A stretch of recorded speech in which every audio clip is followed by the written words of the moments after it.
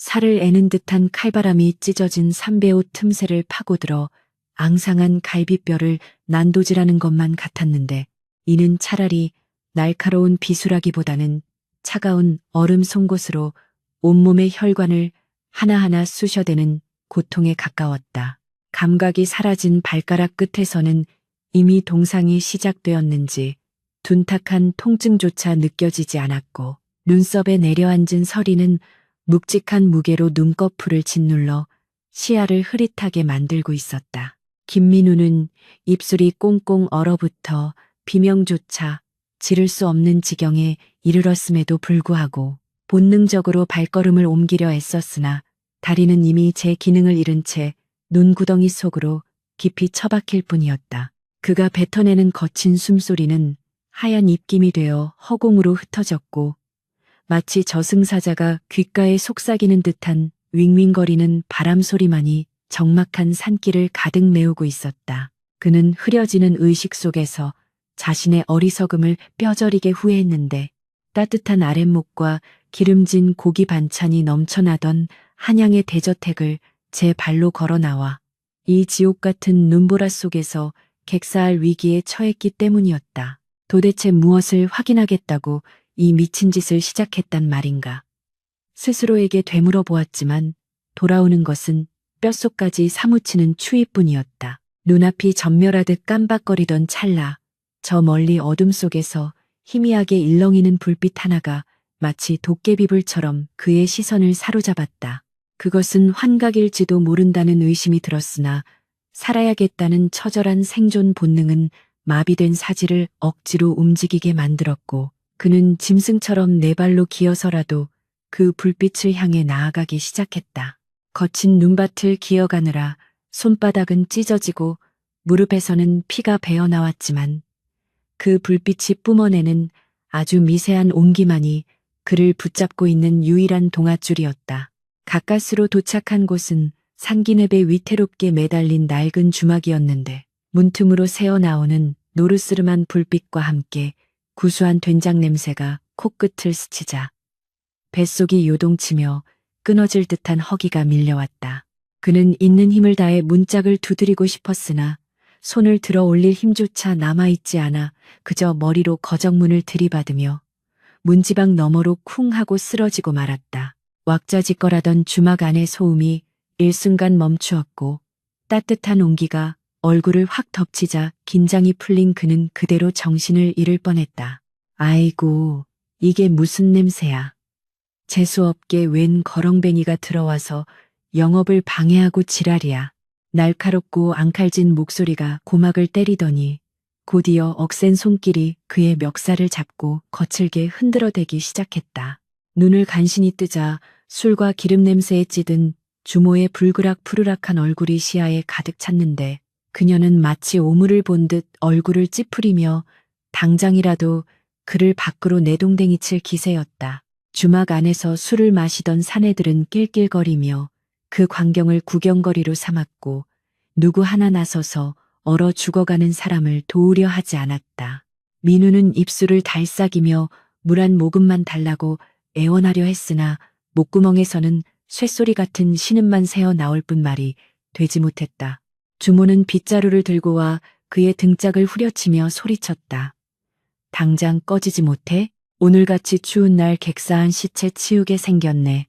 에이겐. 그녀가 뱉은 침이 민우의 낡은 옷자락에 떨어졌고 모멸감보다 앞선 것은 당장 얼어 죽을지도 모른다는 공포였다. 바로 그때 부엌 쪽에서 쟁그랑 소리와 함께 다급한 발걸음 소리가 들리더니 누군가가 주모의 팔을 낚아채며 앞을 가로막았다. 어머니, 이러다 사람 죽겠습니다. 아무리 천한 거지라도 목숨은 귀한 법인데 어찌 이리 매정하게 구십니까? 그 목소리는 차가운 겨울 바람에 얼어붙은 귀를 녹여줄 만큼 맑고 또렷했으나 동시에 단호한 힘이 실려 있었다. 민우는 흐릿한 눈을 들어 자신을 감싸 안은 여인을 바라보았는데 허름한 무명 저고리에 낡은 치마를 입고 있었지만 숯검댕이 묻은 뺨 위로 빛나는 눈동자만은 밤하늘의 별처럼 맑고 깊었다. 그녀가 바로 이 주막의 허드렛 일을 도맡아 하는 연화였다. 주모는 기가 차다는 듯 콧방귀를 뀌며 소리쳤다. 인연이 미쳤나. 내년이 쌀 한 톨이라도 보태준 게 있어? 어디서 감히 손님들 앞에서 나대기를 나대. 주모는 연화의 머리채를 잡으려 했지만 연화는 물러서지 않고 민우의 차가운 손을 자신의 따뜻한 양손으로 감싸주며 체온을 나누어 주려 애썼다. 연화의 손에서 전해지는 온기는 단순한 체온이 아니라 마치 얼어붙은 대지의 봄비가 스며들듯 민우의 몸 깊숙한 곳까지 파고들었다. 그녀는 주모의 삿대질과 욕설을 온몸으로 받아내면서도 바닥에 쓰러진 민우를 부축하여 아궁이 근처의 구석진 자리로 옮기기 시작했다. 잠시만요. 제 밥을 굶어서라도 이 사람 먹일 테니 제발 쫓아내지만 말아주세요. 연하의 간곡한 부탁에 주막에 있던 몇몇 손님들조차 헛기침하며 주모의 눈치를 살피기 시작했고 분위기가 묘하게 흘러가자 주모는 흥사고 콧소리를 내며 돌아섰다. 내년 밥그릇에서 덜어먹이든 말든 알아서 해. 대신 내일 아침에 저놈이 여기서 송장이 되어 있으면 내년도 같이 쫓겨날 줄 알아. 주모가 쾅하고 발을 구르며 사라지자 연하는 안도의 한숨을 내쉬며 민우의 헝클어진 머리카락을 조심스럽게 쓸어 넘겨주었다. 그녀의 손가락 마디마디는 고된 노동으로 인해 거칠고 투박했지만 그 손길만큼은 비단결보다 부드러웠다. 민우는 아궁이의 열기가 등 뒤로 전해지자 비로소 굳어있던 몸이 풀리며 정신이 조금씩 돌아오는 것을 느꼈다. 그는 자신이 처한 이 비참한 상황이 꿈만 같았지만 동시에 이토록 생생한 모멸감과 고통은 난생 처음 겪어보는 것이었다. 사실 그는 한양에서도 손꼽히는 세도가 김대감 댁의 외동아들이자 장차 조정의 요직을 차지할 것이라 기대받던 귀공자였다. 비단 금침 위에서 눈을 뜨고 산의 진미로 차려진 밥상 앞에서 투정을 부리던 그가 왜 이 먼 변방의 주막 바닥에서 거적대기를 뒤집어 쓰고 있는가. 그것은 몇 달 전 아버지의 생신잔치에서 벌어진 일 때문이었다. 당대 네로라 하는 가문의 여식들이 그에게 잘 보이기 위해 온갖 교태를 부리고 아첨을 떨었으나 우연히 엿듣게 된 그들의 대화는 충격적이었다. 김도령, 멍청하고 유약해 빠졌지만 집안 재산 하나는 탐나잖아. 적당히 비위나 맞춰주다가 안방마님 자리 꿰차면 그만이지. 그들의 가식적인 웃음소리에 환멸을 느낀 민우는 진정한 사람의 마음을 찾기 전에는 절대 집으로 돌아가지 않겠노라 맹세하고 가출을 감행했던 것이다. 하지만 세상 물정 모르는 도련님에게 바깥 세상은 가혹하기 그지없었다. 챙겨나온 돈은 사기꾼들에게 속아 며칠 만에 털리고 입고 있던 비단옷마저 헐값에 팔아넘긴 뒤 남은 것은 자존심 하나뿐이었다. 그러나 굶주림 앞에서는 그 대단한 자존심도 백가죽이 등 가죽에 들러붙는 고통 앞에서는 아무런 소용이 없었다. 그는 국어를 배우고 남이 먹다 버린 음식을 주워 먹으며 연명해왔다. 그러다 이 눈보라를 만났고 죽음의 문턱까지 갔다가 연화라는 여인을 만나게 된 것이다. 민우는 흐릿한 눈으로 자신을 위해 부엌을 분주하게 오가는 연화의 뒷모습을 바라보았다. 그녀는 펄펄 끓는 솥단지 앞에서 땀을 뻘뻘 흘리며 무언가를 끓이고 있었는데 그 모습이 마치 지상에 내려온 선녀가 아니라 삶의 무게를 짊어진 투사처럼 강인해 보였다. 그녀는 깨진 사기 그릇에 묽은 미음을 담아와 민우의 입가에 조심스럽게 가져다 대었다. 이보시오. 정신이 좀 드시오. 천천히, 아주 천천히 삼키셔야 해요. 연화의 목소리는 지쳐 있었지만 따뜻했다. 민우는 본능적으로 입을 벌려 그 미음을 받아먹었는데 아무런 간도 되지 않은 밍밍한 곡물 죽이었음에도 불구하고 태어나서 먹어본 그 어떤 음식보다 달고 고소했다. 따뜻한 액체가 식도를 타고 내려가 차갑게 식어버린 위장을 데우자 멈췄던 혈액이 다시 도는 듯한 전율이 일었다. 그는 허겁지겁 그릇을 비우려 했으나 연하는 부드럽게 그릇을 잡아당기며 그를 제지했다. 그렇게 급하게 드시면 체합니다. 아직 몸이 얼어있어 소화를 못 시켜요. 그녀는 마치 어린아이를 달래듯 숟가락으로 미음을 떠서 후후 불어가며 그의 입에 넣어주었다. 그 과정에서 그녀의 소매 끝에 기워진 수많은 자국들이 민우의 눈에 들어왔다. 얼마나 고단한 삶을 살았으면 저 고운 나이에 손등이 터지고 옷이 성한 곳이 없을까 하는 연민이 가슴 한구석에서 피어올랐다. 미음 한 그릇을 다 비우고 나자 민우는 비로소 주변을 둘러볼 여유가 생겼다. 주막은 허름하기 짝이 없었다. 흙벽은 곳곳이 허물어져 바람이 숭숭 들어왔고 바닥에 깔린 멍석은 벼룩이 나올 것처럼 지저분했다. 술에 취한 사내들은 음담 패썰을 늘어놓으며 연화의 몸매를 훑어보거나 희롱하는 말을 던지기도 했다. 어이, 연화야. 그 거지 새끼 수발들 힘 있으면 이 오라버니 술이나 한 잔 더 따라보거라.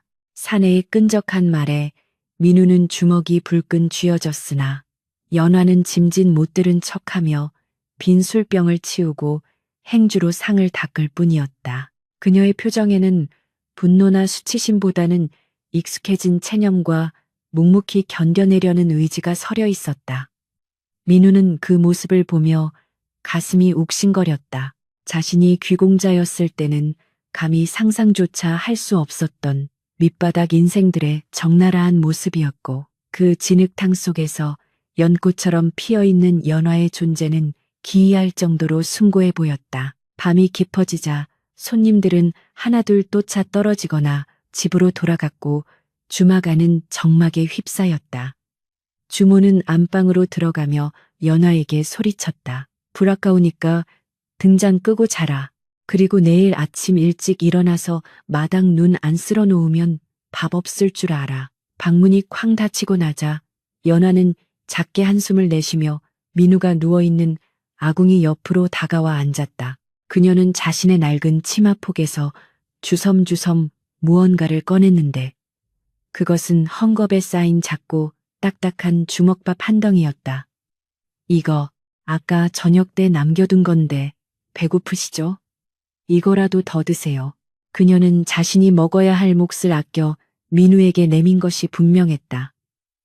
민우는 목이 메어 차마 그것을 받을 수 없었다. 낭자. 이건 낭자가 드셔야 할 것 아니요. 나 때문에 굶으면 어찌 일을 한단 말이오. 민우가 거절하자 연화는 억지로 그의 손에 주먹밥을 쥐어주며 희미하게 웃었다. 전 괜찮아요. 배가 부르면 잠이 와서 바느질을 못하거든요. 이거 드시고 기운 차리셔야 살아서 고향으로 돌아가시지요. 고향. 그 단어가 민우의 가슴을 후벼 팠다.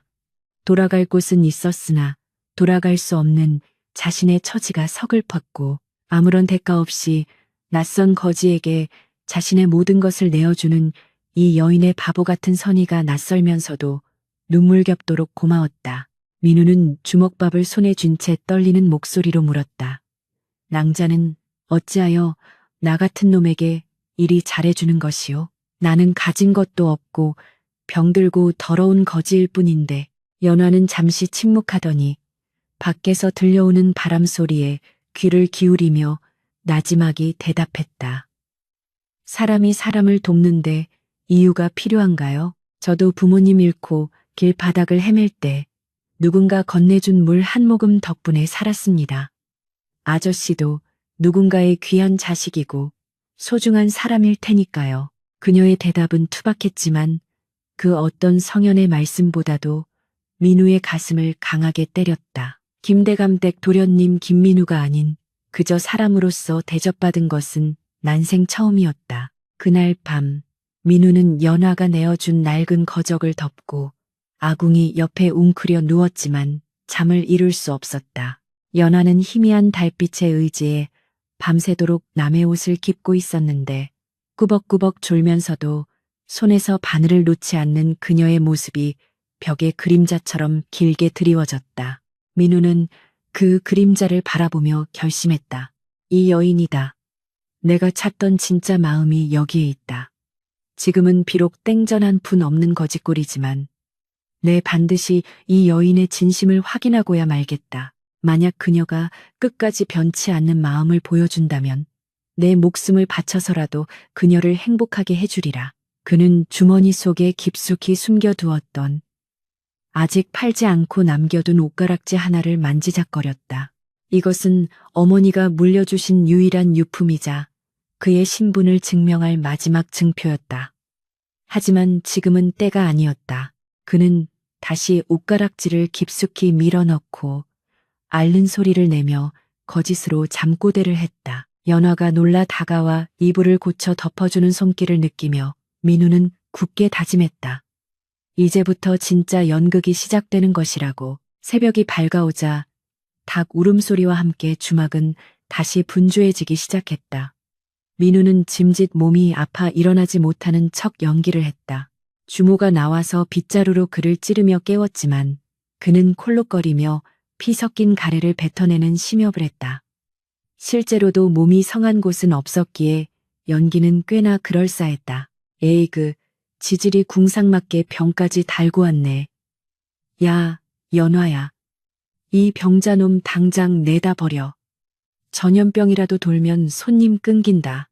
주모의 호통에 연화가 달려와 민우의 앞을 막아섰다. 어머니, 이 엄동설 안에 아픈 사람을 내쫓으면 죽으라는 소리나 마찬가지입니다.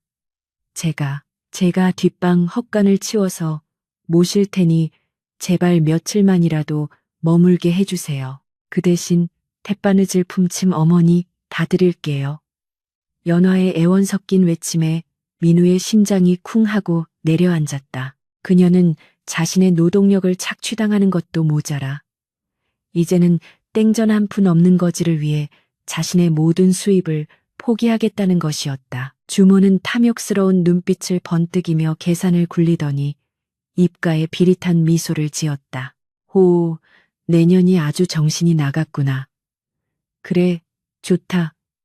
대신 내년 밥값에서 저놈 밥값까지 깔 테니 하루에 2끼만 먹고 일해.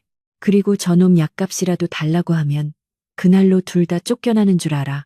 주모는 흔쾌히 승낙하는 척하며 더욱 악랄한 조건을 내걸었다. 연화는 감지덕지하다는 듯 고개를 숙여 인사했고 민우를 부축하여 냄새나고 어두컴컴한 헛간으로 데려갔다. 집단이 쌓여있고 쥐들이 찍찍거리는 헛간이었지만 민우에게는 그 어떤 대궐보다 아늑하게 느껴졌다. 연화는 집단을 모아 자리를 마련해주고 걱정스러운 눈빛으로 민우를 바라보았다. 많이 편찮으시죠? 제가 틈틈이 약초라도 캐와서 다려드릴 테니 조금만 참으세요. 그녀의 말에 민우는 일부러 더욱 심하게 기침을 하며 그녀의 소매를 잡았다. 미안하오. 나 때문에 낭자까지 고생을. 연기는 아니었다. 진심에서 우러나온 미안함이었다. 그때 헛간문이 벌컥 열리며 동네 건달 패거리 중 하나인 칠성이가 불쑥 얼굴을 들이밀었다. 그는 평소 연화에게 흑심을 품고 있던 자로 비열한 웃음을 흘리며 안으로 들어왔다. 어이, 연화야. 여기서 웬 거지놈이랑 소꿉장난이냐? 이 오라버니가 읍내 장터에서 꽃신 하나 사왔는데 어때? 나랑 같이 가서 술이나 한잔할까? 칠성이는 연화의 어깨에 손을 올리며 추근대기 시작했고 민우의 눈에서는 순간 살기가 번뜩였다. 하지만 지금 그는 힘없는 거지여야 했다. 민우가 주먹을 꽉 쥐고 부들부들 떨고 있을 때 연화가 칠성의 손을 매몰차게 뿌리치며 소리쳤다. 이러지 마세요. 여기 아픈 분 계시니 나가주세요. 칠성은 거절당한 무안함에 얼굴을 찌푸리며 민우를 노려보았다. 이 다 죽어가는 송장 새끼 때문에 내 성의를 무시해? 두고 보자. 칠성이가 침을 뱉고 나가자 팽팽했던 긴장감이 풀리며 연화는 그 자리에 주저앉았다. 민우는 그녀의 떨리는 어깨를 보며 이 험난한 시련이 이제 겨우 시작되었음을 직감했다. 그리고 이 가시밭길을 그녀와 함께 걷기로, 아니 그녀를 업고서라도 건너가기로 마음먹었다. 바깥에는 여전히 매서운 눈보라가 몰아치고 있었지만 헛간한 두 사람의 거리는 조금씩 좁혀지고 있었다. 차가운 겨울바람이 헛간의 틈새를 비집고 들어와 앙상한 지푸라기 사이를 휘젓는 통에 김민우는 밤새도록 선잠을 자야만 했다. 뼛속까지 파고드는 한기보다 더 견디기 힘든 것은 자신의 무력함을 가장해야 한다는 자괴감이었다. 날이 밝자마자 주막은 여지없이 소란스러워졌고 주모의 고함 소리가 새벽닭 울음소리보다 먼저 헛간문을 두드렸다. 야, 이 게으른 년아, 해가 중천에 떴는데 아직도 처박혀 있느냐? 밥값 하려면 썩 나와서 물 길어오지 못해? 민우는 몸을 일으키려 했으나 연화가 먼저 일어나 헝클어진 머리를 대충 쓸어 넘기며 그의 어깨를 눌렀다. 더 주무세요. 아직 몸이 불덩이 같습니다. 제가 얼른 다녀올 테니 인기척 내지 마시고요. 그녀의 손은 얼음장처럼 차가웠으나 그 마음 씀씀이는 아랫목보다 따뜻했다. 연화가 물동이를 이고 나가는 뒷모습을 보며 민우는 주먹을 꽉 쥐었다. 당장이라도 뛰쳐나가 그녀 대신 물을 길어오고 저 표독스러운 주모의 입을 다물게 하고 싶었지만 아직은 때가 아니었다. 그는 이 가혹한 시련 속에서 피어나는 연화의 진심을 바닥까지 확인해야만 했다. 그것은 잔인한 시험이었으나 배신으로 얼룩진 그의 상처 입은 영혼을 치유할 유일한 처방전이기도 했다. 민우는 억지로 기침을 토해내며 헛간 밖으로 기어 나왔다. 마당에서는 연화가 자신의 몸짓만한 물동이를 힘겹게 옮기고 있었는데 꽁꽁 얼어붙은 우물가 바닥은 미끄러웠고 그녀의 낡은 집시는 위태로워 보였다. 그는 비틀거리는 척하며 그녀에게 다가갔다. 네, 내가 돕겠소. 밥만 축내는 식충이가 될 수는 없지 않소. 민우가 떨리는 손으로 물동이를 잡으려 하자 연화는 화들짝 놀라며 그를 밀어냈다. 아니, 이러시면 안 됩니다. 몸도 성치 않으신 분이. 바로 그 순간 민우는 일부러 다리에 힘을 풀며 중심을 잃는 신압을 했다. 둔탁한 소리와 함께 물동이가 바닥에 내동댕이 쳐졌고 쨍그랑하는 파여름과 함께 귀한 식수가 사방으로 튀었다. 깨진 독조각이 흩어지고 마당은 순식간에 물바다가 되었다. 찰나의 정적이 흐른 뒤 부엌문이 벌컥 열리며 주모가 튀어나왔다. 그녀의 눈은 분노로 이글거리고 있었고 손에는 몽둥이가 들려 있었다. 이런 벼락 맞을 놈들이 아침부터 재수없게 물동이를 깨먹어. 내 놈들이 오늘 굶어 죽고 싶어서 환장을 했구나. 주모가 몽둥이를 치켜들고 민우를 향해 달려들자 연화는 반사적으로 민우의 앞을 가로막고 무릎을 꿇었다. 어머니, 잘못했습니다. 제 실수입니다. 제가 손이 미끄러워 그만. 이분은 잘못이 없어요. 주모의 매서운 몽둥이가 연화의 가녀린 어깨와 등 위로 무자비하게 떨어졌다. 퍽퍽 하는 소리가 날 때마다 민우의 심장은 갈기갈기 찢어지는 듯했다. 연화는 고통에 신음하면서도 끝까지 민우를 감싸 안으며 엎드려 빌었다. 제 품김에서 제하십시오. 제 밥을 굶겠습니다. 제발 그만하세요.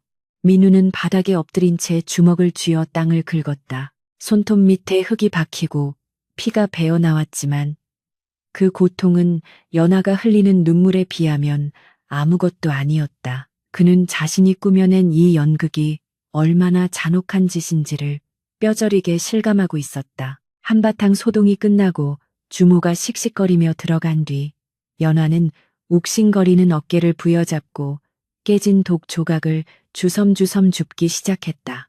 민우가 울먹이며 그녀의 팔을 잡았다. 낭자, 나 같은 놈 때문에 왜 이렇게까지 하는 거요? 차라리 내가 맞게 두지. 연화는 고통을 참느라 창백해진 얼굴로 애써 미소를 지어 보였다. 서방님은 몸이 약해서 점애를 맞았으면 정말 큰일 날 뻔했어요. 저는 맷집이 좋아서 괜찮습니다. 그리고 독값은 제가 tet바느질을 더해서 갚으면 그만이에요. 그녀는 민우를 서방님이라 불렀다. 처음에는 남들이 오해할까봐 적당히 붙인 호칭이었으나 이제 그 단어는 민우의 가슴 속 깊은 곳에 묵직한 돌덩이처럼 내려앉았다. 그녀는 자신의 안위보다 낯선 거지의 목숨을 더 귀하게 여기고 있었다. 민우는 흐르는 눈물을 감추려 고개를 숙였다. 그녀의 헌신은 계산된 것이 아니었다. 그것은 진흙탕 속에서도 더럽혀지지 않는 순백의 연꽃처럼 고결한 본성이었다. 오후가 되자 주막에는 다시 술꾼들이 들이닥쳤고 그 중에는 어김없이 칠성이가 끼어 있었다. 그는 연화가 쩔뚝거리며 술상을 나르는 모습을 보고는 혀를 찼다. 쥐치, 저 곰 같은 년, 사서 고생을 하는구먼. 야, 연화야, 그 병신 같은 거지. 새끼 갖다 버리고 나한테 오라니까? 내 너한테 비단 치마는 못 해줘도 쌀밥에 고깃국은 먹여준다니까. 칠성은 술에 취해 붉어진 얼굴로 연화의 손목을 낚아채며 희롱했다. 주막에 있던 다른 사내들도 킬킬거하며 맞장구를 쳤다. 그래, 연화야. 칠성이 형님이 너 좋다고 목매는데 한번 받아줘라. 언제까지 그다 죽어가는 송장 수발들 거냐. 그들의 조롱은 비수가 되어 꽂혔다. 민우는 구석 자리에 쪼그려 앉아 그 광경을 지켜보고 있었다.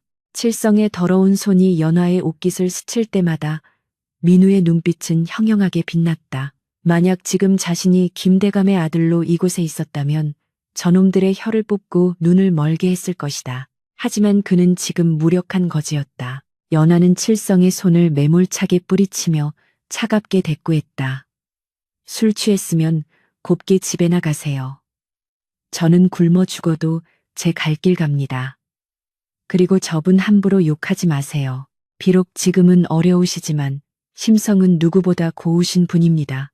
그녀의 단호한 태도에 칠성은 무안해진 듯 얼굴을 붉히며 술잔을 바닥에 집어던졌다. 에이, 재수없어. 두고 봐라. 내년이 언제까지 그 잘난 자존심 세우나 보자. 칠성이 행패를 부리고 나가버리자 주모가 달려나와 연화의 등짝을 후려쳤다. 손님 다 쫓아내고 잘하는 짓이다. 오늘 저녁밥은 없는 줄 알아. 연화는 아무 대꾸 없이 묵묵히 깨진 술잔을 치웠다. 민우는 그 모습을 보며 가슴이 미어지는 것 같았다. 그녀는 자신을 지키기 위해 세상의 모든 비난과 조롱을 홀로 감내하고 있었다. 그녀의 굽은 등은 세상의 무게를 짊어진 듯 처연해 보였지만 그 어떤 장군보다도 당당해 보였다. 그날 밤 민우는 극심한 허기와 추위에 시달리며 헛간 구석에 웅크려 있었다. 주모의 엄포대로 저녁밥은 나오지 않았고 하루 종일 물 한 모금 마시지 못한 연화는 탈진한 듯 집단 위에 쓰러져 있었다. 민우는 자신의 주머니 속에 있는 옷가락지를 만지작거렸다. 이것을 팔면 당장이라도 따뜻한 밥과 술을 사 먹일 수 있을 텐데 갈등이 밀려왔다. 그때 밖에서 부스럭거리는 소리가 들리더니 연화가 비틀거리며 일어났다. 어디 가시오? 민우가 쉰 목소리로 묻자 연화는 겉옷을 여미며 속삭였다. 잠시만 계세요. 약을 좀 구해오겠습니다. 민우가 말릴 새도 없이 그녀는 어둠 속으로 사라졌다. 밖에는 살을 내는 듯한 칼바람이 불고 있었고 칠흑 같은 어둠이 깔려 있었다. 민우는 불안한 마음에 문 밖을 서성였지만 병자 행세를 하는 그가 섣불리 나설 수는 없었다. 시간이 얼마나 흘렀을까. 멀리서 헐떡이는 숨소리와 함께 연화가 돌아왔다. 그녀의 손에는 흙투성이가 된 약초 몇 뿌리가 들려 있었다. 이게 무엇이오? 민우가 묻자 연화는 파랗게 언입술로 미소 지었다. 산비탈에 가면 겨울에도 죽지 않는 약초가 있어요. 뿌리의 기운을 돋우는 효능이 있답니다. 비싼 약재는 아니지만 이거라도 다려 드시면 기침이 좀 잦아들 거예요. 그녀의 손은 흙과 피로 엉망이 되어 있었고 얇은 치마는 가시덤불에 찢겨 있었다. 이 야심한 밤에 늑대가 나올지도 모르는 산속을 헤매며 캔 것이 고작 이름 모를 풀뿌리 몇 개라니. 하지만 민우에게 그것은 천년 묵은 산삼보다 귀한 것이었다. 연화는 부엌 눈치를 보며 몰래 물을 끓여 약초를 다렸다. 쌉싸름한 냄새가 헛간 가득 퍼지자 그녀는 깨진 사발에 시커먼 약물을 담아 민우에게 내밀었다. 드세요. 뜨거우니 조심하시고요. 민우는 그 약사발을 받아들고 차마 마실 수가 없었다. 이것은 약이 아니라 그녀의 피와 살이었다. 낭자, 어찌하여 나에게 이토록 잘해주는 것이오? 나는 낭자에게 아무것도 해준 것이 없는데, 오히려 집만 대고 있는데 민우의 목소리가 떨렸다. 연화는 민우의 손을 감싸주며 그 온기로 자신의 언손을 녹이듯 가만히 말했다. 서방님 인연이라는 게 참 묘하지요. 처음 뵈었을 때 눈보라 속에서 살려고 발버둥치던 그 눈빛을 잊을 수가 없었어요. 저도 한때는 살고 싶지 않았던 적이 있었거든요. 부모님이 돌아가시고 세상 천지에 홀로 남았을 때 죽는 게 낫다 싶었지요. 헌데 어느 지나가던 스님께서 제게 보리 주먹밥 하나를 쥐어주시며 그러시더군요. 살아라, 살아있으면 언젠가 귀한 인연이 닿아 꽃을 피울 날이 올 것이다라고요. 연화는 잠시 말을 멈추고 민우의 눈을 깊이 들여다보았다. 어쩌면 서방님이 그 귀한 인연일지도 모른다는 생각이 들었어요. 비록 지금은 병들고 가난하지만 서방님의 눈 속에는 아직 꺼지지 않은 불씨가 보여요. 제가 그 불씨를 살려내고 싶어요. 그녀의 말은 민우의 영혼을 송두리째 뒤흔들었다. 한양의 기생집에서 들었던 가식적인 사랑 노래들과는 차원이 다른 묵직하고 진실한 고백이었다. 그녀는 그의 배경이나 재물이 아니라 그의 존재 자체에 희망을 걸고 있었다. 민우는 뜨거운 약물을 단숨에 들이켰다. 쓰고 비릿한 맛이 목구멍을 타고 넘어갔지만 뱃속에서는 뜨거운 기운이 솟구쳤다. 그것은 단순히 약초의 효능 때문만은 아니었다. 살아야겠다. 반드시 살아서 이 여인을 세상에서 가장 행복한 여자로 만들어주겠다. 민우는 속으로 맹세하고 또 맹세했다. 그는 빈 그릇을 내려놓으며 연화에게 말했다. 고맙소. 정말 고맙소. 내 이 은혜는 죽어서도 잊지 않으리다. 연화는 수줍게 웃으며 낡은 이불을 민우의 어깨까지 덮어주었다. 은혜랄 게 뭐 있나요? 얼른 쾌차하시기만 하면 됩니다. 다음 날부터 연화의 고생은 더욱 심해졌다. 약초를 캐느라 늦게 들어온 탓에 아침잠이 늦어 주모에게 또다시 매질을 당했고 그나마 받던 밥조차 반으로 줄어들었다. 칠성이는 끈질기게 찾아와 연화를 괴롭혔고 동네 아이들조차 거지 서방둔 연화 누나라며 놀려댔다. 하지만 연화는 그 모든 수모를 묵묵히 견뎌냈다. 그녀는 챗바느질 일감을 더 받아와 밤을 새우기 일쑤였고 냇가에 나가 남들의 빨래까지 도맡아 했다. 한겨울 얼음물에 손을 담그느라 그녀의 손등은 거북이 등껍질처럼 갈라지고 터져 피가 맺혔다. 민우는 헛간 문틈으로 그녀가 냇가에서 언손을 호호 불어가며 빨래 방망이질을 하는 모습을 지켜보았다. 텅, 텅, 텅 빨래 방망이 소리가 마치 자신의 가슴을 치는 것만 같았다. 그는 더 이상 이 잔인한 시험을 지속할 자신이 없어졌다. 당장이라도 뛰쳐나가 그녀를 안아주고 자신의 정체를 밝히고 싶었다. 하지만 흉년이 닥쳐오고 있다는 소문이 마을에 돌기 시작했다. 곡식 가격이 폭등하고 인심이 흉흉해지는 지금이야말로 마지막이자 가장 확실한 시험을 치를 때였다. 민우는 며칠 동안 고민한 끝에 계획을 세웠다. 다가오는 장날 자신이 국어를 나가서 얻어온 척하며 음식을 가져올 것이다. 그리고 극한의 굶주림 속에서 인간의 본성이 어떻게 드러나는지를 확인할 것이다. 만약 그 시험조차 통과한다면 그는 평생 그녀의 발 아래 엎드려 속죄하며 살리라 다짐했다. 그는 헛간 구석에 숨겨둔 옷가락지를 꺼내어 낡은 옷소매 깊숙이 꿰매 넣었다. 이제 곧 결판이 날 것이다. 하늘에서는 또다시 눈발이 날리기 시작했고 주막의 식량 창고는 바닥을 드러내고 있었다. 다가올 흉년은 가난한 이들에게는 재앙이었지만 민우에게는 운명을 건 도박판이 열리는 신호탄이었다.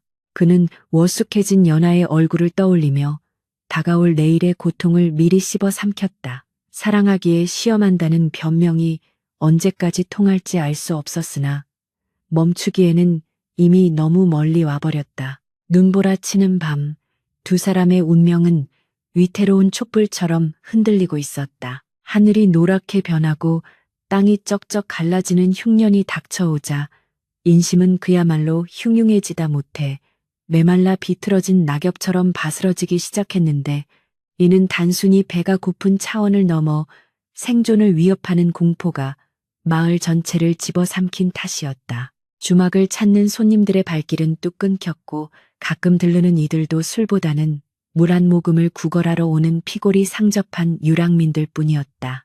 곳간에 쌓여있던 쌀가마니는 바닥을 드러낸 지 오래였고 주모의 히스테리는 극에 달해 하루에도 수십 번씩 솥뚜껑을 엎으며 악을 써대곤 했다. 에이그, 빌어먹을, 쌀독에 쥐새끼 한 마리 지나갈 틈도 없는데 입만 산 것들이 둘이나 붙어 있으니 내 팔자가 무슨 똥바가지냐. 주모는 빗자루를 휘두르며 헛간 쪽을 향해 저주를 퍼부었고 급기야는 하루에 한 끼 주던 멀건 죽마저 끊어버리겠다고 선언했다. 연하는 주모의 바짓가랑이를 잡고 애원했으나 돌아온 것은 매몰찬 발길질 뿐이었다. 마당에 흙먼지가 풀썩이며 쓰러진 연하의 위로 내려앉았고 그녀의 입술은 타들어가 껍질이 일어나고 있었다. 민우는 헛간 문틈으로 그 지옥 같은 광경을 지켜보며 피가 거꾸로 솟는 분노와 무력감에 치를 떨었다. 민우와 연하가 굶은 지 꼬박 사흘이 지나자 배고픔은 통증을 넘어 정신을 갉아먹는 환각으로 변해가고 있었다. 헛간 안은 습하고 차가웠지만 두 사람의 뱃속에서는 불덩이가 날뛰는 듯한 뜨거운 허기가 소용돌이치고 있었다. 연하는 기운이 없어 자리에서 일어나지도 못한 채 집단 위에 힘없이 누워 가쁜 숨만 몰아쉬고 있었다. 그녀의 볼은 움푹 패어 뼈대가 도드라졌고 맑았던 눈동자는 초점을 잃고 흐릿해져 가고 있었다. 민우는 그녀의 손을 잡았는데 그 손은 마치 마른 나뭇가지처럼 앙상하고 거칠어 만지기조차 조심스러웠다. 낭자, 정신 차리시오. 물이라도 좀 마셔보시오. 민우가 깨진 바가지에 받아놓은 흙탕물에 가까운 물을 그녀의 입가에 적셔주자 연하는 간신히 눈을 뜨며 희미하게 웃어 보였다. 서방님, 저는 괜찮습니다. 서방님 배고프셔서 어째요? 제가 얼른 일어나서 뭐라도 구해와야 하는데. 죽어가는 와중에도 자신보다 민우를 먼저 걱정하는 그녀의 말에 민우는 가슴이 찢어지는 듯한 통증을 느꼈다. 이것은 더 이상 시험이 아니었다. 생사를 건 투쟁이었다. 하지만 민우는 마지막 확인이 필요했다. 극한의 상황.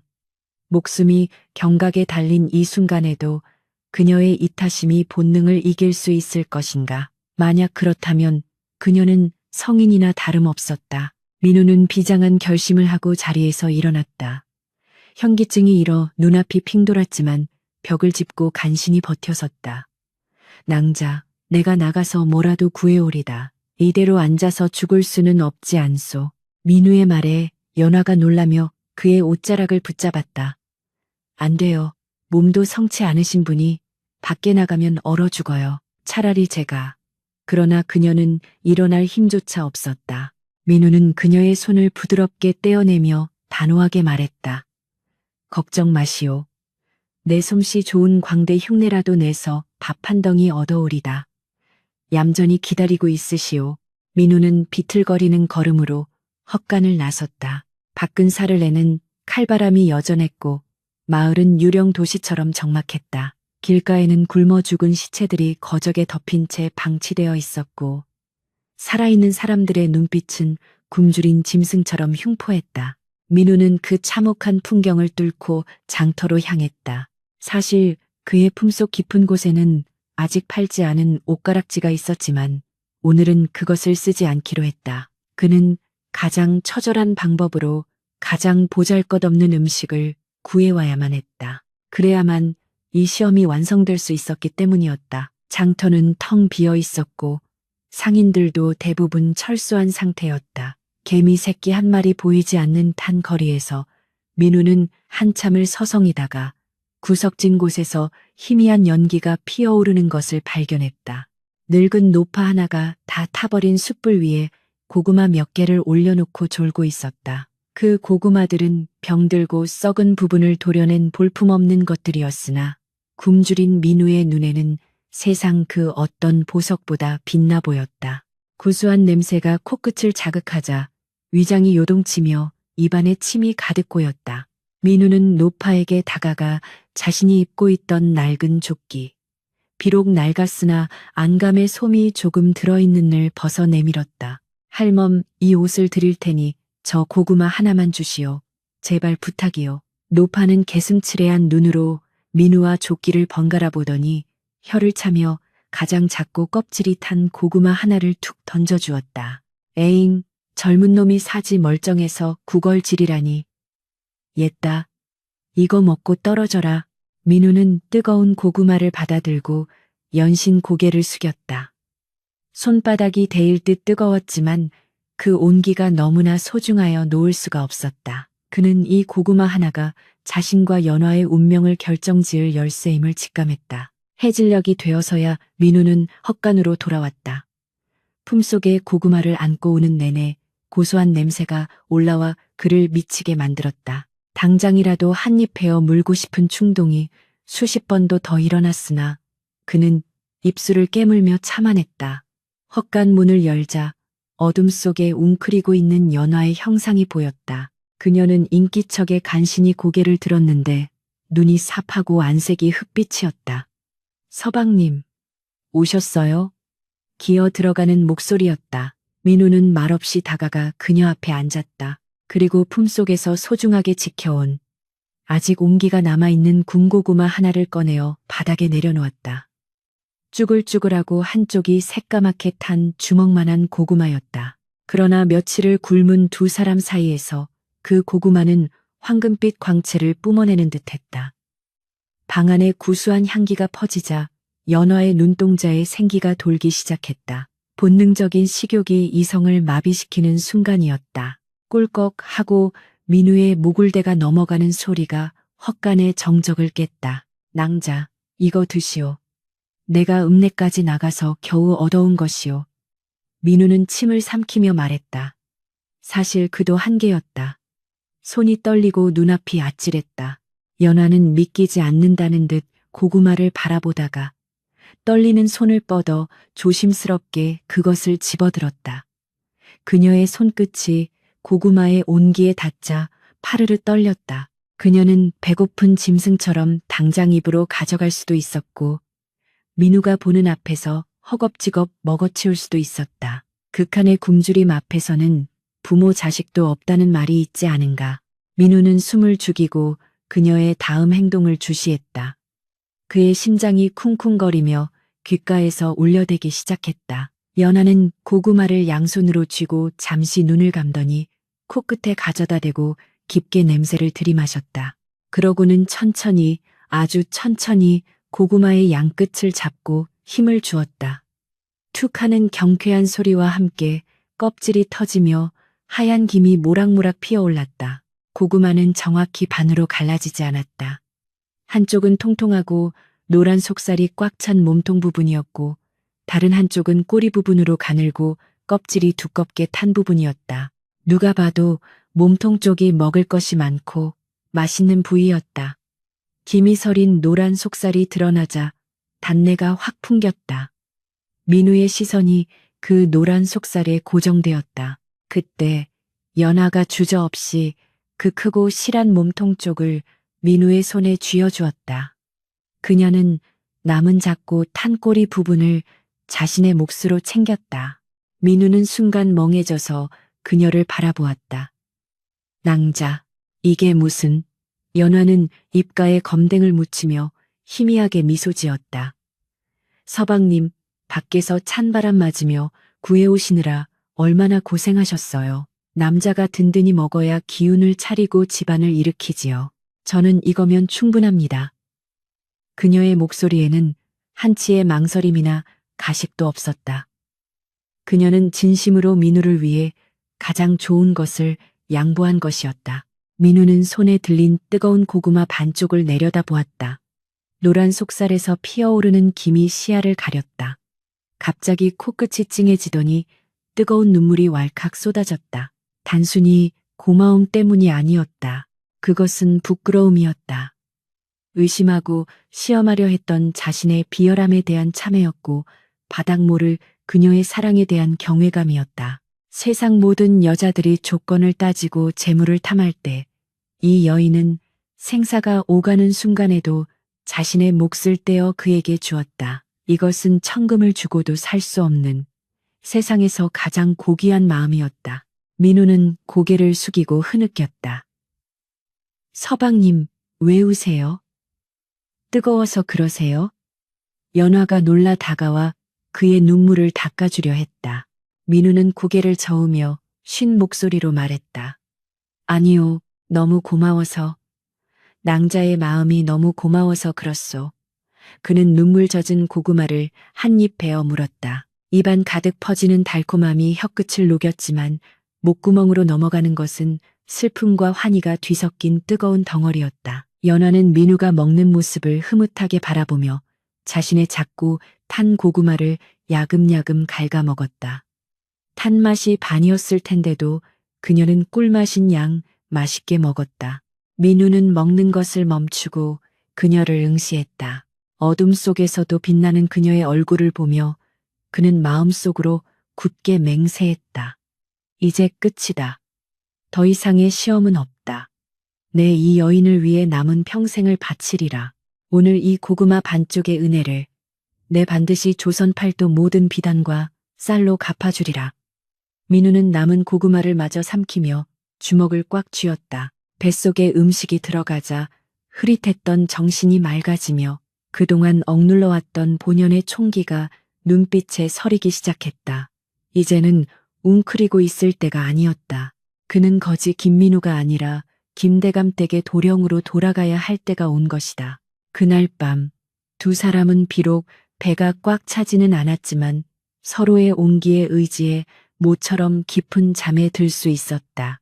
하지만 새벽녘 밖에서 들려오는 웅성거림과 횃불의 불빛이 헛간 벽을 어지럽게 비추며 정막을 깼다. 이 근처에서 그놈을 봤다는 제보가 있다. 샅샅이 뒤져라.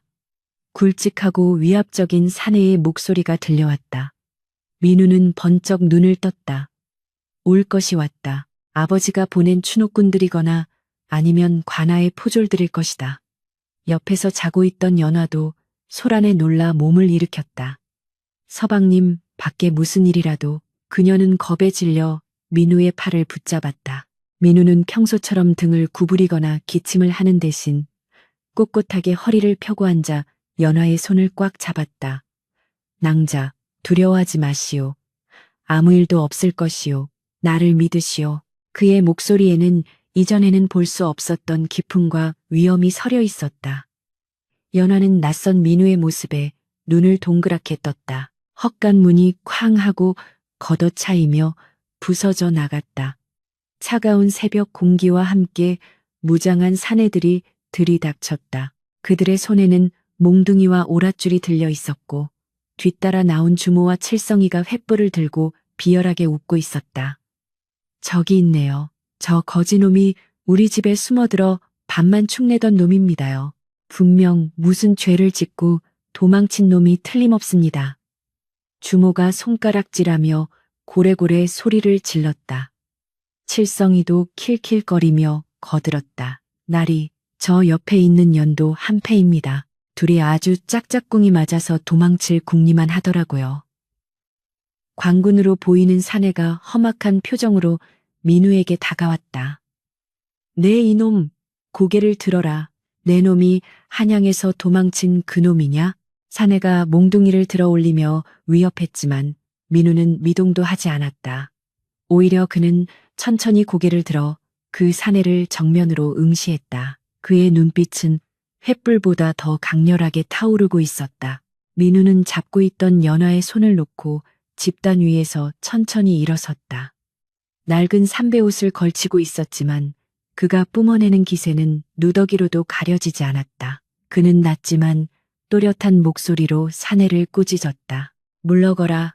감히 누구 안전이라고 몽둥이를 치켜드느냐. 그 한마디는 헛간의 공기를 일순간에 얼어붙게 만들었다. 주모와 칠성이는 어리둥절한 표정으로 서로를 쳐다보았고 관군은 흠칫하며 한 걸음 물러섰다. 거지라고 생각했던 자에게서 뿜어져 나오는 양반과 자제 특유의 범접할 수 없는 아우라가 그들을 압도했기 때문이었다. 연화는 입을 틀어막은 채 민우의 뒷모습을 올려다보았다. 그녀가 알던 병약하고 가난한 서방님이 아니었다. 마치 허물을 벗고 날아오르려는 용처럼 민우는 당당하게 그들 앞에 서 있었다. 이것은 단순한 반전이 아니라 모든 것이 제자리로 돌아가는 서막이었다.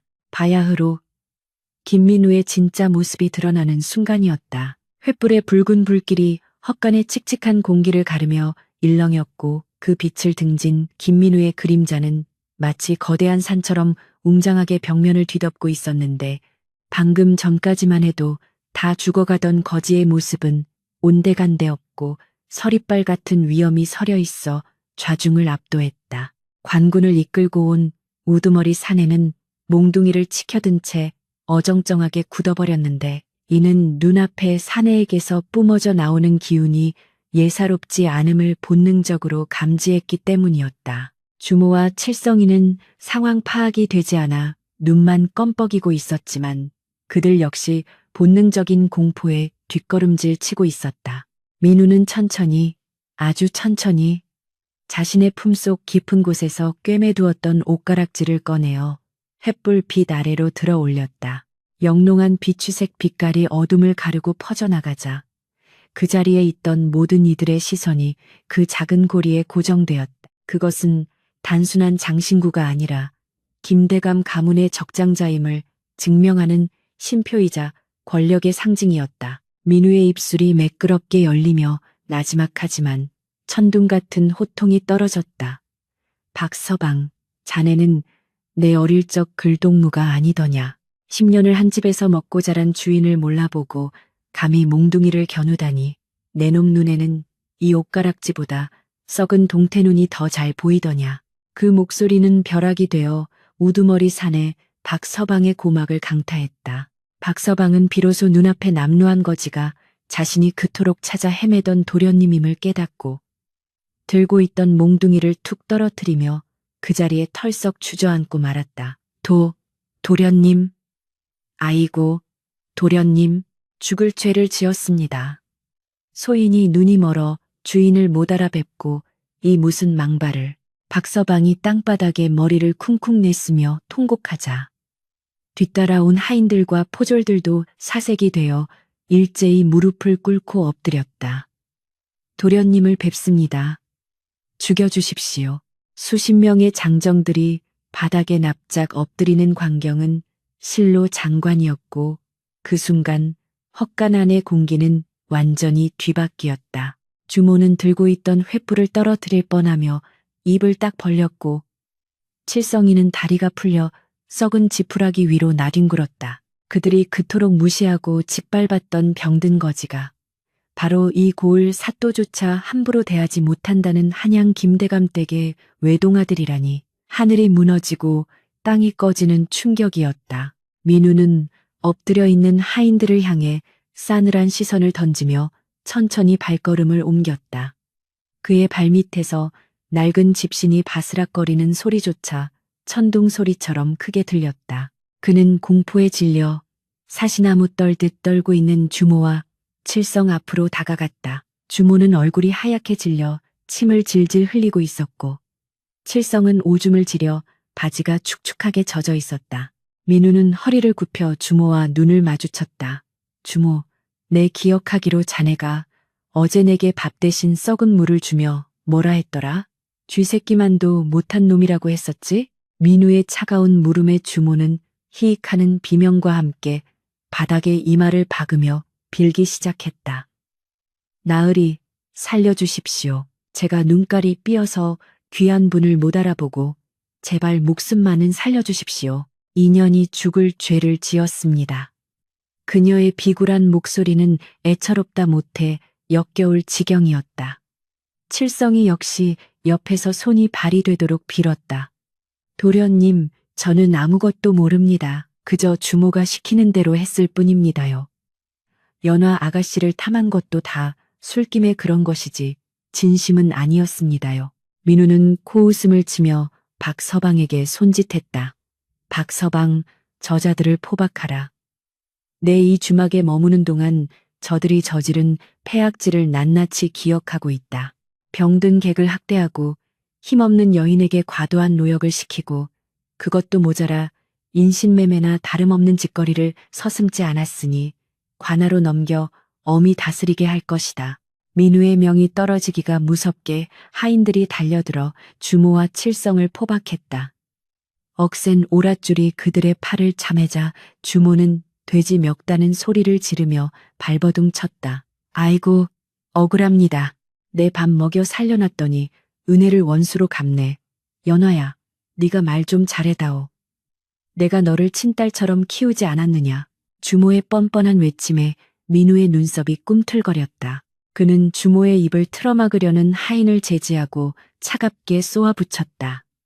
은혜, 친딸, 내년이 진정 사람이라면 그 입을 다물라. 연하 낭자가 엄동설 안에 언손으로 번 돈을 내년이 착취하고 굶주림에 허덕일 때 쌀 한 톨 내주지 않았던 것을 내 똑똑히 보았다. 내년에 그 탐욕스러운 뱃속에는 구렁이가 들어앉아 있더냐. 민우의 서슬 퍼런 일갈의 주모는 더 이상 대꾸하지 못하고 고개를 떨구었다. 끌려나가는 주모와 칠성의 비명소리가 멀어지자 헛간에는 다시 무거운 정적이 감돌았다. 민우는 천천히 몸을 돌려 헛간 구석에 망부석처럼 굳어있는 연화를 바라보았다. 그녀는 믿기지 않는 현실 앞에서 충격을 받아 넋이 나간 표정이었다. 자신의 헌신적인 사랑을 받았던 남루한 거지가 하루아침에 구름 위의 존재가 되어버린 상황을 그녀의 순박한 머리로는 도저히 받아들이기 힘든 것이었다. 민우는 하인들에게 눈짓을 주어 물러가게 한 뒤 연화에게 다가가 무릎을 꿇고 눈높이를 맞췄다. 낭자, 많이 놀라셨소? 그의 목소리는 방금 전 하인들을 호령하던 위험 있는 톤에서 다시금 따뜻하고 다정한 서방님의 목소리로 돌아와 있었다. 연화는 뒷걸음질 치며 떨리는 목소리로 물었다. 도련님, 이게 대체 무슨 제가 꿈을 꾸고 있는 것입니까? 아니면 제가 미쳐서 헛것을 보는 것입니까? 민우는 연화의 거칠고 살있는 손을 자신의 양손으로 감싸 쥐었다. 비단결 같던 자신의 손은 이제 거칠어졌지만 연화의 손은 그보다 더 험하고 상처투성이었다. 꿈이 아니오, 낭자. 그리고 미친 것도 아니오. 나는 김민우, 한양 김대감 댁의 아들이 맞소. 하지만 그보다 먼저 나는 낭자가 살려낸 사람이고 낭자가 반으로 쪼개준 고구마를 받아먹은 낭자의 서방이요. 민우의 진심 어린 고백에 연화의 눈에서 참았던 눈물이 왈칵 쏟아졌다. 그녀는 감히 민우의 손을 맞잡지도 못하고 어깨를 들썩이며 흐느꼈다. 어찌 저를 속이셨습니까? 저는 주제넘게도 도련님을 감히 그녀는 신분의 격차라는 거대한 벽을 실감하며 스스로를 비하하려 했다. 민우는 단호하게 고개를 저으며 그녀의 말을 끊었다. 속인 것이 아니오.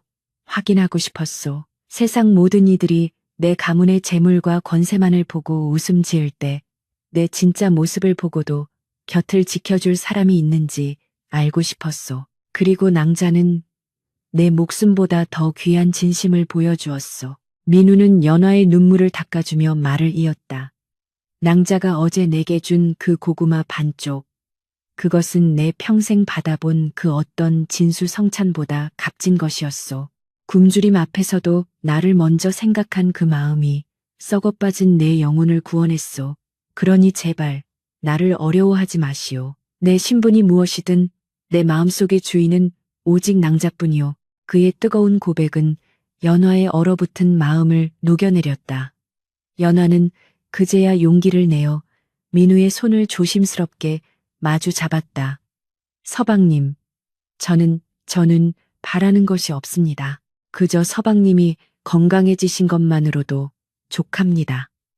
그녀의 욕심 없는 대답에 민우는 다시 한번 가슴이 뭉클해졌다. 그는 자리에서 일어나 박서방을 다시 불렀다. 여봐라, 당장 읍내로 가서 가장 좋은 비단옷과 꽃신을 구해오라. 그리고 내 본가로 기별하여 가마를 대령하라 이르라. 박서방과 하인들은 민우의 명을 받들어 바람처럼 움직였다. 얼마 지나지 않아 칙칙한 헛간으로 화려한 비단옷과 색색의 장신구들이 들어왔다. 주막 앞마당은 어느새 구경 나온 마을 사람들로 인산인해를 이루었다. 세상에 그 거지가 김대감 아들이었다며? 연화가 아주 팔자를 고쳤네, 고쳤어. 사람들의 수군거림 속에는 부러움과 시기, 그리고 경이로움이 뒤섞여 있었다. 민우는 하녀들의 도움을 받아 목욕을 하고 새 옷으로 갈아입었다. 팔공물을 벗겨내고 상투를 틀어 올린 뒤 푸른색 비단 도포를 걸친 민우의 모습은 그야말로 옥골 선풍의 귀공자 그 자체였다. 그가 부채를 펴들고 헛간 밖으로 나오자 구경하던 마을 처녀들은 탄성을 지르며 얼굴을 붉혔다. 그러나 민우의 시선은 오직 한 곳, 아직도 낡은 옷을 입고 구석에 서 있는 연화에게 머물러 있었다. 민우는 하녀들에게 손짓하여 연화를 데려가게 했다. 내 부인이 될 사람이다. 한 점 소홀함 없이 단장시켜라. 연화는 어리둥절한 채 하녀들의 손에 이끌려 안방으로 들어갔다. 잠시 후 문이 열리고 연화가 걸어 나왔다. 마을 사람들은 일제히 숨을 죽였다. 국물에 가려져 있던 그녀의 미모가 화려한 비단옷과 화장을 만나 활짝 피어난 꽃처럼 빛나고 있었기 때문이었다. 연분홍 저고리에 다홍치마를 입고 머리에는 옥비녀를 꽂은 연화의 자태는 양반과 규수 못지않게 단아하고 기품이 흘렀다. 민우는 넋을 잃고 그녀를 바라보다가 환하게 미소 지으며 다가갔다. 보시오, 낭자. 비단옷이 날개가 아니라 낭자가 입어 비단이 빛나는구려. 민우의 칭찬에 연화는 수줍어 고개를 들지 못했다. 두 선남선녀가 나란히 서 있는 모습은 마치 한 폭의 그림과도 같았다. 때마침 멀리서 웅장한 나팔 소리와 함께 화려한 금장식을 두른 가마 행렬이 주막 마당으로 들어섰다. 김대감 댁에서 보낸 가마였다. 박서방이 엎드려 아뢰었다. 도련님, 채비가 다 되었습니다. 대감마님과 마님께서 목이 빠지게 기다리고 계십니다. 민우는 고개를 끄덕이고 연화의 손을 잡고 가마 앞으로 이끌었다. 연화는 화려한 가마를 보고 주저했다. 도련님, 저는 천한 신분이라 감히 이런 가마를 탈 수가. 민우는 그녀의 말을 자르며 단호하게 말했다. 타시오, 낭자는 내 생명의 은인이자 내 마음의 정실정시이요. 이 가마의 주인은 오직 낭자뿐이요. 민우가 직접 가마 문을 열어주며 에스코트하자 연화는 떨리는 발걸음으로 가마에 올랐다. 민우 역시 곁에 마련된 말에 올라탔다. 그는 주막을 떠나기 전 마지막으로 주막을 둘러싼 마을 사람들을 향해 큰 소리로 외쳤다. 모두들 들으시오. 사람은 겉모습이나 신분으로 판단할 것이 아니요. 내가 가장 비천한 모습일 때 가장 고귀한 마음을 보여준 이 여인이야말로 진정한 귀인이요. 내 오늘 이 가르침을 뼈에 새기고 돌아가니 그대들도 후일에 부끄러움이 없도록 사시오. 민우의 일갈의 마을 사람들은 부끄러움에 고개를 숙였고 일부는 감동하여 박수를 치기도 했다. 행렬이 움직이기 시작하자 풍악 소리가 울려 퍼지며 민우와 연화의 앞길을 축복했다. 찢어지게 가난하고 고통스러웠던 주막에서의 시간은 이제 과거가 되었고 두 사람 앞에는 찬란한 금빛 미래가 펼쳐지고 있었다. 하지만 이것은 끝이 아니라 새로운 시작이었다. 엄격한 양반 가문의 문턱을 넘어야 하는 과제가 남아 있었지만 민우는 두렵지 않았다. 자신의 곁에는 그 어떤 보석보다 단단하고 빛나는 고구마 반쪽의 사랑을 지닌 연화가 있었기 때문이었다. 말발굽 소리가 경쾌하게 울리며 그들은 한양을 향해 힘차게 나아갔다. 한양의 북촌, 고래등 같은 기와집들이 즐비한 거리에 들어서자 웅장한 행렬의 위용에 지나가던 백성들이 길을 터주며 머리를 조아렸다. 김대감 댁의 소슬 때문이 육중한 소리를 내며 활짝 열렸고 마당의 도열에 있던 수십 명의 하인들이 일제히 허리를 굽혀 도련님 환양을 축하드리옵니다 하고 외치는 소리가 담장을 넘어 울려 퍼졌다. 민우는 말에서 내려 가마 앞으로 다가갔다. 비단 가리개가 걷히고 연화가 조심스럽게 발을 내디뎠을 때 그녀의 눈앞에 펼쳐진 광경은 실로 압도적이었다. 하늘을 찌를 듯 솟아있는 사랑채의 기둥과 단청의 화려함, 그리고 끝이 보이지 않는 안채의 깊숙한 뜰은 그녀가 평생 보아왔던 세상과는 차원이 다른 별천지였다. 연화는 위축되어 자기도 모르게 어깨를 움츠렸으나 민우는 보란듯이 그녀의 손을 꽉 잡고 당당하게 대청마루를 향해 걸어갔다. 그의 손에서 전해지는 온기만이 낯선 세계에 던져진 연화가 의지할 수 있는 유일한 버팀목이었다. 대청마루 상석에는 김대감과 정경 부인이 근엄한 표정으로 앉아 있었다. 집을 나간 지 몇 달 만에 거짓골로 돌아올 줄 알았던 아들이 비단옷을 입고 듣도 보도 못한 여인을 대동하고 나타났으니 그들의 표정에는 반가움과 당혹감이 교차하고 있었다. 민우는 연화와 나란히 무릎을 꿇고 큰 절을 올렸다. 아버님, 어머님, 불효자 민우, 이제야 돌아와 문안 여쭙습니다. 김대감은 헛기침을 하며 엄한 목소리로 물었다. 그래, 세상 구경을 하겠다고 집을 나가더니 그간 겪은 바가 무엇이냐? 그리고 내 옆에 있는 그 여인은 누구냐? 김대감의 시선이 연화에게 꽂히자 연화는 숨이 타칠 것만 같아 고개를 푹 숙였다. 그녀의 거친 손마디와 햇볕에 그을린 목덜미는 아무리 비단옷으로 감싸도 감출 수 없는 천민의 흔적이었다. 정경 부인 역시 탐탁지 않은 눈빛으로 혀를 찼다. 보아하니 양반가 규수는 아닌 듯한데 설마 기생이라도 데려온 것이냐. 민우는 고개를 들어 부모님을 똑바로 응시했다. 그의 눈빛은 흔들림 없이 맑고 깊었다. 아버님, 어머님, 소자, 지난 몇 달간 지옥 같은 밑바닥 세상을 경험했습니다. 가진 돈을 모두 잃고 굶주림에 허덕이며 사람들의 멸시와 조롱을 온몸으로 받아보았습니다. 그때 제가 깨달은 것은 비단옷을 입었다고 해서 다 귀한 사람이 아니며 누더기를 걸쳤다고 해서 다 천한 사람이 아니라는 사실이었습니다. 민우는 잠시 말을 멈추고 연화의 손을 더욱 꽉 쥐었다. 이 사람은 제가 얼어 죽어갈 때 자신의 밥을 굶어가며 저를 살려낸 은인입니다. 하지만 제가 이 사람을 평생의 반려자로 결심한 이유는 단지 목숨을 구해주었기 때문만이 아닙니다. 좌중이 조용해졌다. 민우는 숨을 고르고 눈보라치던 그 밤, 그리고 굶주림이 극에 달했던 날의 이야기를 꺼냈다. 흉년이 들어 며칠을 굶었을 때였습니다. 제가 읍내에서 구걸하여 얻어온 척하며 썩어가는 고구마 하나를 이 사람 앞에 내놓았습니다. 그 고구마는 한쪽은 썩고 탔으며 다른 한쪽만이 그나마 먹을만 했습니다. 사흘을 굶은 사람의 눈에는 부모 자식도 안 보인다고들 하지요. 하물며 생판 남인거지에게 베풀 자비가 어디 있겠습니까? 허나 이 사람은 달랐습니다. 민우의 목소리가 미세하게 떨리기 시작했다. 이 사람은 주저없이 고구마를 쪼개어 살이 많고 따뜻한 쪽을 제게 주었습니다. 그리고 자신은 껍질이 타고 말라 비틀어진 꼬리 부분을 먹었습니다. 서방님이 드셔야 기운을 차린다는 그 말 한마디가 제 심장에 박혀 평생 뽑히지 않을 가르침이 되었습니다.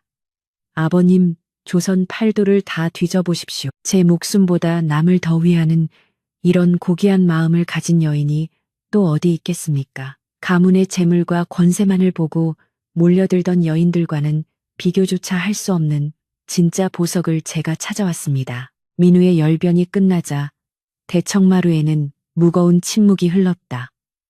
김대감은 굳게 담은 입술을 풀지 않은 채 수염을 쓰다듬었고 정경 부인의 눈시울은 붉어져 있었다. 부인은 천천히 자리에서 일어나 마루 아래로 내려왔다. 그리고 연화의 앞으로 다가와 그녀의 손을 덥석 잡았다. 연화가 놀라 손을 빼려 했으나 부인은 그 거칠고 상처투성이인 손을 자신의 고운 양손으로 감싸며 어루만졌다. 이 손이로구나.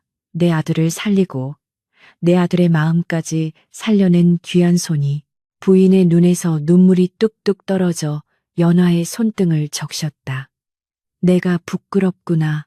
내 평생 사람을 볼 때 집안과 행실만 따졌거늘 너는 그 어린 나이에 성인 군자도 하기 힘든 덕을 쌓았구나. 고맙다. 정말 고맙다. 정경 부인이 연화를 며느리로 인정하는 순간이었다. 김대감 역시 허허 웃으며 고개를 끄덕였다.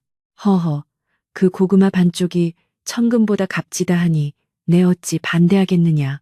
민우야, 네가 헛고생을 한 것이 아니구나. 참으로 귀한 사람을 데려왔다. 그날 밤 김대감 댁에서는 성대한 잔치가 열렸다. 사내 진미가 상다리가 부러지도록 차려졌고 담장 너머까지 풍악 소리가 울려 퍼졌다. 연하는 정식으로 홀레복을 입고 민우와 마주하여 절을 올렸다.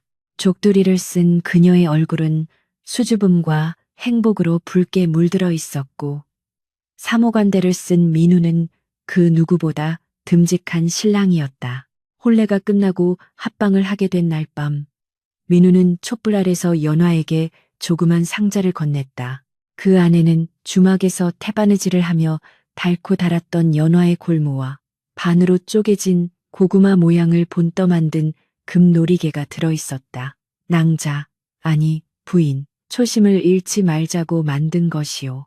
우리가 아무리 부귀영화를 누리더라도 그 춥고 배고팠던 시절 서로를 위했던 그 마음만은 영원히 잊지 맙시다. 연화는 놀이개를 가슴에 품고 하염없이 눈물을 흘렸다. 서방님, 맹세합니다. 제 목숨이 다하는 날까지 이 마음 변치 않겠습니다. 세월은 유수와 같이 흘러 10년이 지났다. 민우는 과거에 장원급제하여 조정의 높은 관직에 올랐고 연하는 헌신적인 내조와 지혜로운 살림 솜씨로 집안을 번창시켰다. 하지만 김대감 댁이 세상 사람들에게 칭송받는 진짜 이유는 따로 있었다. 해마다 흉년이 들거나 겨울이 오면 김대감 댁 곳간문은 활짝 열렸다. 굶주리는 백성들을 위해 쌀을 풀고 죽을 쑤어 나누어 주었는데 그 일을 주관하는 것은 언제나 안방마님 연화였다. 그녀는 비단옷 대신 활동하기 편한 무명옷을 입고 직접 국자를 들고 배식하며 가난하고 병든 이들의 손을 잡아주었다. 사람들은 그녀를 고구마 부인이라 부르며 존경하고 따랐다. 그녀가 나누어 주는 것은 단순한 음식이 아니라 과거 자신이 받았던 희망과 사랑을 세상에 되돌려주는 것이었다. 어느 눈 내리는 겨울밤, 민우와 연하는 사랑채의 따뜻한 아랫목에 마주 앉았다. 밖에는 10년 전 그날처럼 한방눈이 펑펑 쏟아지고 있었다.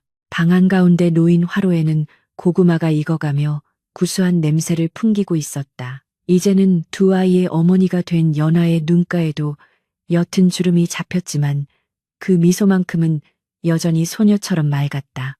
민우는 잘 익은 고구마 하나를 꺼내어 호호 불었다. 그리고 10년 전처럼 툭 하고 반으로 갈랐다. 김이 모락모락 나는 노란 속살이 드러났다. 이번에는 민우가 크고 실한 쪽을 연화에게 내밀었다. 부인, 드시오. 이것은 내 마음이요. 연화는 까르르 웃으며 고개를 저었다. 아닙니다, 대감. 맛있는 건 서방님 드셔야지요. 두 사람은 서로에게 더 큰 쪽을 주려고 실랑이를 벌이다가 결국 마주보고 웃음을 터뜨렸다. 그 웃음소리는 화로의 온기보다 더 따뜻하게 방 안을 채웠다. 민우는 연화의 어깨를 감싸 안으며 창밖에 눈을 바라보았다. 부인, 저 눈을 보니 생각나는구려. 만약 그때 내가 주막에 들르지 않았더라면, 만약 부인이 나를 외면했더라면 내 인생은 어찌 되었겠소. 연화는 민우의 품에 기대어 나지막이 대답했다. 인연은 하늘이 내지만 그 인연을 지키는 것은 사람의 마음이라 했습니다. 우리가 서로를 알아보았으니 어찌 스쳐 지나갈 수 있었겠습니까? 민우는 고개를 끄덕였다. 부귀와 영화는 뜬구름과 같아서 언제 사라질지 모르지만 진실한 마음 하나면 그 어떤 시련도 견뎌낼 수 있음을 그는 뼈저리게 알고 있었다. 세상 사람들은 부자가 되기 위해, 높은 자리에 오르기 위해 아기다툼을 벌이지만 정작 가장 소중한 행복은 반으로 쪼갠 고구마 한 조각 속에 깃들어 있다는 사실을 아는 이는 드물었다. 김대감 댁의 담장 너머로 행복한 웃음소리가 새어나오자 지나가던 길손들도 발걸음을 멈추고 그 온기를 느끼며 미소 지었다. 훗날 사람들은 이 이야기를 고구마 정승과 연화 부인이라 부르며 대대로 전했다. 겉모습에 현혹되지 않고 사람의 진심을 볼 줄 아는 지혜와 자신의 가장 소중한 것을 내어줄 수 있는 희생이야말로 진정한 사랑의 조건임을 이 이야기는 묵묵히 일러주고 있었다. 눈은 계속 내렸지만 두 사람이 함께하는 밤은 결코 춥지 않았다. 그들의 사랑은 엄동설 안에도 얼어붙지 않는 뜨거운 화로처럼 영원히 타오르고 있었기 때문이다. 세월의 수레바퀴는 멈추지 않고 굴러 어느덧 강산이 두 번이나 변한다는 20년의 세월이 흘렀다. 김민우는 조정의 영의정에 올라 만인의 존경을 받는 거목이 되었고 연화 부인은 정경 부인의 품계에 올라 내명부의 어른들조차 고개를 숙이는 덕망 높은 여인이 되어 있었다. 김대감 댁의 곡간은 마를 날이 없었고 담장 너머로는 항상 웃음꽃이 피어났으니 세상 사람들은 이를 두고 하늘이 내린 복이라 칭송에 마지 않았다. 그러나 호사다마라 하였던가 부족함 없이 자란 자식에게는 을의 그림자가 드리우기 마련이었다. 민우와 연화 사이에서 태어난 늦둥이 막내 아들 12살배기 김인수는 태어날 때부터 금수저를 물고 나온 탓에 배고픔이 무엇인지 추위가 무엇인지 전혀 알지 못했다. 비단옷이 조금만 거칠어도 살이 아프다며 투정을 부렸고 밥상에 고기 반찬이 없으면 수저를 들지 않고 아랫사람들을 하대하기 일쑤였다. 어느 늦가을 저녁 사랑채에서 쩌렁쩌렁한 고함 소리가 터져 나왔다. 이런 쉰내나는 나무를 사람이 먹으라고 내온 것이냐. 당장 내다 버리고 기름진 팻고기를 구워오라 하지 않았느냐. 인수는 밥상을 발로 차서 엎어버렸고 하얀 쌀밥과 정갈한 반찬들이 바닥에 나뒹굴었다. 늙은 하녀가 벌벌 떨며 바닥을 치우려 하자 인수는 혀를 차며 방을 나가버렸다. 문 밖에서 이 광경을 지켜보던 연화의 가슴은 무너져 내리는 듯했다.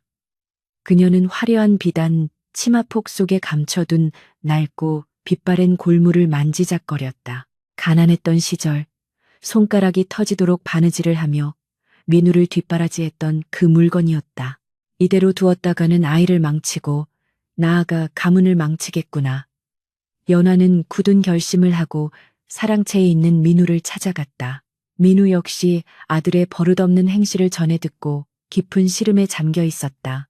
두 사람은 눈빛만으로 서로의 뜻을 읽었. 썩은 살을 도려내는 아픔이 있더라도 아이에게 진짜 세상을 가르쳐야 할 때가 온 것이었다. 다음 날 새벽, 동이 트기도 전에 민우는 인수를 깨웠다. 일어나거라. 오늘 아비와 함께 갈 곳이 있다. 인수는 눈을 비비며 짜증 섞인 목소리로 물었다. 아버님, 이 새벽에 어디를 가신다는 말입니까? 가마꾼들도 아직 잠들어 있을 시간입니다. 그러나 민우가 던져준 옷은 화려한 비단 도포가 아니었다. 그것은 거칠고 냄새나는 삼배옷과 다 다른 집신이었다. 가마는 없다. 오늘은 내 다리로 걸어서 갈 것이다. 그리고 이 옷으로 갈아입거라. 인수는 기겁하며 뒷걸음질 쳤지만 평소와 다르게 서리빨 같은 아버지의 위엄에 눌려 억지로 옷을 갈아입을 수밖에 없었다. 연화 역시 화장기 없는 얼굴에 낡은 무명옷을 입고 마당에 나와 있었다. 세 식구는 하인 하나 대동하지 않고 보찜 하나만을 맨 채 대문을 나섰다. 찬바람이 숭숭 들어오는 삼배옷을 입고 거친 흙길을 걷기 시작하자 인수의 입에서는 쉴 새 없이 불평이 터져 나왔다. 어머니, 다리가 아파 못 걷겠습니다. 발바닥에 물집이 잡힌 것 같아요. 대체 어디까지 가는 겁니까? 인수가 길바닥에 주저앉으려 하자 민우는 차갑게 내려다보며 말했다. 네가 어제 발로 차버린 쌀 한 톨이 어디서 오는지 배우러 가는 길이다. 걷기 싫으면 굶어라. 그들은 한양을 벗어나 산길을 굽이굽이 돌아. 민우와 연아가 처음 만났던 그 산골 마을 옛 주막터로 향했다. 지금은 주막이 사라지고 빈터만 남았지만 근처에는 여전히 찢어지게 가난한 화전민들이 옹기종기 모여 살고 있었다. 해가 뉘엿뉘엿 지고 어둠이 깔릴 때쯤 그들은 다 쓰러져가는 빈 오두막에 짐을 풀었다. 찬바람이 벽 틈으로 칼날처럼 파고들었고 바닥은 냉골이었다. 인수는 배가 고파 칭얼거렸다. 배고파 죽겠습니다. 씀고기는 고사하고 밥이라도 주세요. 연화는 보찜에서 주먹만 한 무언가를 꺼냈다. 그것은 김이 모락모락 나는 하얀 쌀밥이 아니라 껍질이 새까맣게 타고 속이 덜 익은 병든 고구마 3개였다. 오늘 저녁은 이것뿐이다. 연화가 고구마를 내밀자 인수는 인상을 찌푸리며 고개를 돌렸다.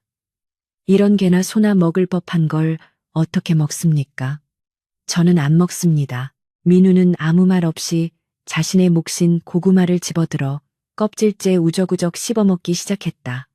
목이 메어 척척거리면서도 물 한 모금 마시지 않고 삼켰다. 연화 역시 묵묵히 고구마를 먹었다. 부모가 말없이 거친 음식을 먹는 모습에 인수는 기가 찼지만 뱃속에서 천둥치는 소리가 나자 더 이상 버틸 재간이 없었다. 그는 마지못해 남은 고구마 하나를 집어들었다. 한입 베어 물자 탄 맛과 쓴맛이 입안을 가득 채웠다. 평소 같으면 당장 뱉어 버렸겠지만 하루 종일 굶고 걸은 탓에 그마저도 달게 느껴졌다. 그날 밤 냉골 바닥에서 서로의 체온에 의지해 잠을 청하려는데 밖에서 어린아이가 자지러지게 우는 소리가 들려왔다. 엄마, 배고파. 배가 너무 아파. 인수는 시끄러워 잠을 잘 수 없다며 투덜거렸다. 연화는 자리에서 일어나 밖으로 나갔다. 인수도 호기심에 어머니의 뒤를 따랐다. 오두막 옆 움막에는 뼈만 앙상한 아이와 그 어미가 웅크리고 있었는데 먹을 것이 없어 며칠을 굶은 듯 보였다. 연화는 품속에서 낮에 아껴두었던 먹다 남은 고구마 반쪽을 꺼내 아이의 어미에게 건넸다. 이거라도 먹이십시오. 어미는 연화의 손을 잡고 눈물을 흘리며 고마워했다. 그 고구마는 인수가 아까 맛없다고 투덜대며 남긴 찌꺼기였다. 아이는 그것을 받아들고 허겁지겁 먹어치웠고 그제야 울음을 그치고 잠이 들었다. 인수는 그 광경을 보고 큰 충격을 받았다. 자신이 쓰레기 취급하며 버리려 했던 음식이 누군가에게는 목숨을 살리는 귀한 식량이 된다는 사실을 눈앞에서 목격한 것이다. 멍하니 서 있는 인수에게 민우가 다가와 어깨를 감쌌다. 인수야, 보았느냐? 세상에는 네가 당연하게 여기는 밥 한 끼를 못 먹어 죽어가는 이들이 천지다. 네가 어제 발로 걷어찬 쌀밥은 저 아이에게는 며칠을 버틸 생명줄이었다. 민우의 목소리는 엄했지만 슬픔이 묻어 있었다. 이 아비도 젊은 날 어리석음 탓에 모든 것을 잃고 거짓골로 이곳을 헤맨 적이 있었다. 그때 나를 살린 것은 너희 어머니가 자신의 굶주린 배를 움켜쥐고 내어준 고구마 반쪽이었다. 그 반쪽에 사랑이 없었다면 지금의 영의정 김민우도 그리고 너도 이 세상에 없었을 것이다. 민우는 품에서 비단 주머니를 꺼내 인수에게 보여주었다. 그 안에는 황금으로 만든 반으로 쪼개진 고구마 모양의 놀이개가 들어 있었다. 달빛을 받아 영롱하게 빛나는 그 놀이개를 보며 인수는 물었다. 이게 그 고구마입니까? 연화가 고개를 끄덕이며 말했다. 그렇다. 우리는 부귀영화를 누릴 때마다 이 놀이개를 보며 다짐했단다. 절대 그 시절의 배고픔과 감사함을 잊지 말자고. 네가 입고 있는 비단옷, 네가 먹는 기름진 음식은 모두 백성들의 피와 땀이다. 그것을 귀하게 여길 줄 모르는 자는 제 아무리 높은 벼슬에 올라도 껍데기일 뿐이다. 인수의 눈에서 굵은 눈물이 떨어졌다. 추위와 배고픔, 그리고 부모님의 진심 어린 훈육이 어우러져 그의 오만했던 껍질을 깨뜨린 것이다.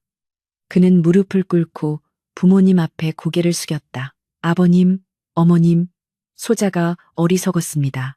잘못했습니다. 다음 날 한양으로 돌아오는 길에 인수는 더 이상 다리가 아프다고 투덜대지 않았다. 집에 도착한 인수는 가장 먼저 부엌으로 달려가 어제 자신이 엎어버렸던 밥상을 치우던 늙은 하녀의 손을 잡았다. 할멈, 미안해. 내가 정말 잘못했어. 하녀는 도련님의 갑작스런 사과에 눈이 휘둥그레졌지만 이내 인수의 진심을 느끼고 눈시울을 붉혔다. 그날 이후 김대감 댁의 식탁 풍경은 완전히 바뀌었다. 반찬 투정은 사라졌고 밥알 하나도 남기지 않는 것이 가풍이 되었다.